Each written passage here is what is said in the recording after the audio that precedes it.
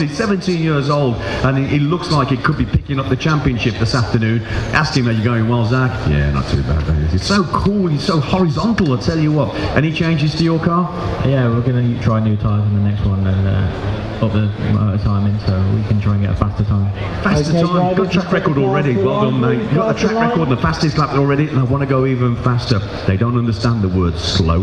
Right, this race will start under the jurisdiction of the race director and the computer. It is a real race. It's the Autosport International GT Cup for 110 cars, two-wheel drive cars formulating up on the grid. Tim, Alan, Gary, Matthew, yeah, Chris, Jason, Richard, Chris O'Donoghue. There's a few winners in this one. You've got to win it. Remember, you got to push the bacon on this one. That is really, you really have got to go for it. The really format reads you have to go for a victory. You have 10 races during today, and it's the best 8 out of 10. It's all about wins, but you've got to get fast laps in as well, because if there's a tie, it'll be on fastest score going back. So complicated system. It's a fair system indeed. It improves the racing as you go along. Lightning start there from the second place off the grid. Big start from the blue, white and white car with the black wing at the back.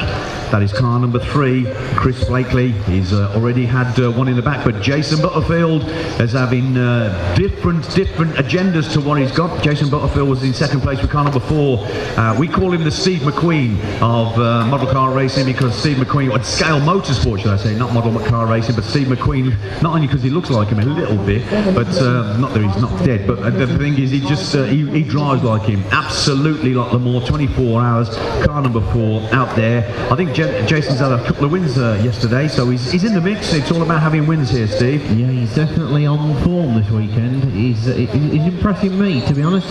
He's got this car, this class, I think he does fairly regularly, and he's got the balance of that car beautiful. It's just tipping a rear wheel as he's putting it onto the apex, so grip roll is a bit of an issue for him. Well, that could have been nasty, but he navigates the back of the MR2 there. Little marshal down there, Zach.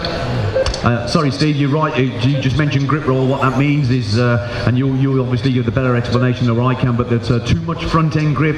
That means the car's going to be on its route before the driver can react to it. And as I said before, these guys have got so much reaction speed. They're like flies. They change direction so quick. Yeah, the car just slightly, very slightly tips up onto 2 wheels, and these guys are sort of saying, no, don't put any more steering in, otherwise it's going to go over. So they have to put it back down. That's a big discipline when you're in a dice like this. Look at this. You haven't got the time to think about it. It's going to go out quicker than the light bulb goes off, and these guys have got to react to that input from the car. If it turns in and the front wheel lifts, if you don't catch it, it's going to be over on its roof, and especially if you're going to race. Look at that precision there from Chris Blakely, car number 3.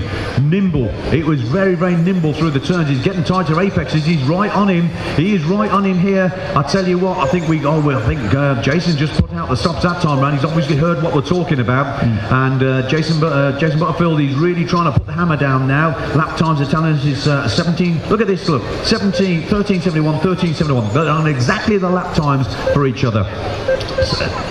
Fantastic lap times here. So the golf coloured car, the orange and blue car in the lead, just lapping a slower car. That could be costly if they get the cooperation of the slower drivers on the clock. We're just coming up to the halfway stage of this 5-minute race here in the Autosport International GT Cup. Oh, and Jensen on his roof, and Chris has to slow down a little bit. And I'll tell you what, that's cost them big time. Whether they're still in the lead, I don't know, but I think we could have a new race lead as we come to race control here. It was car number 4 and car number 3. Now Richard Norris from the Bedworth Club has just gone into the lead now, Richard Norris, but how long is that going to be? Richard's going to be under tremendous pressure with just over 2 minutes to go in this 5-minute race. The blue and silver car coming to race control here. That is car number 5 leading, but he's under all sorts of pressure from Jason Butterfield. He ain't going to hang around. He wants that victory. He wants that 1 point, because that's what you get for a win. Oh, he goes inside, and Richard just was hanging out. They're going to look at that, even going around a slower car that's stuck on the scenery. And the breakdancing champion from 2007, Minnie Dyson, goes out to rescue that car. Absolutely brilliant stuff as well. As you see, she's very nimble. She can still kneel down, but more importantly, she can get up as well in the same manoeuvre.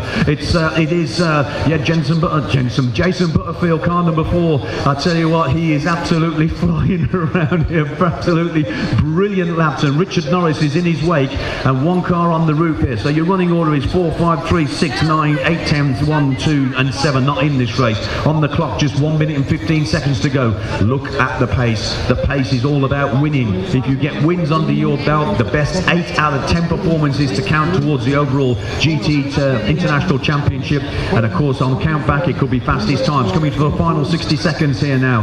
Can Jason Butterfield keep it in the mix? He looks very mighty at the moment, Steve. That car looks planted. I think he's dialed out that steering problem. Yeah, he was a real quick starter. In the middle of the race, it looked like he weren't quite with it, and they were getting troubled by Chris Blakey. But Jason's back on form again. He's back in a good rhythm. He's managing to eke out 0.9 of a second lap over Richard Norris. It certainly does, and as we come into the last 30 seconds of this race now, one car just looking for a McDonald's underneath the track marker there. I just think he's ordered his Big Mac to take away. That was Richard Norris. He was eating the pizza earlier and he's still hungry. I tell you what, there goes your race leader, car number 4, the orange and white car going onto the back straight, down the back straight towards turns 1, 2 and 3, off the gas into the apex, or just he's just playing safe now. He's not troubling the apex, he doesn't have to. And Jason Butterfield just coming through. Zach, this guy just picked up that car. This man here, he's the lead driver of this class of racing, and he's going to be trying new tyres. He already holds the track record and the fastest lap round here. Drives for Associated as we come up on finish your lap times now. So over the line it goes, Jason Butterfield in front of Chris Blakely and Richard Norris. Ladies and gentlemen, if you would be so kind as put your hands together for the talents that's just been exhibited to you, the winners there of the GT10 class. Thank you. So we have another one of those races coming out fairly shortly, and even quicker drivers as well. We've got British and world champions coming up onto the drivers rostrum in the next 10 minutes or so, and I do believe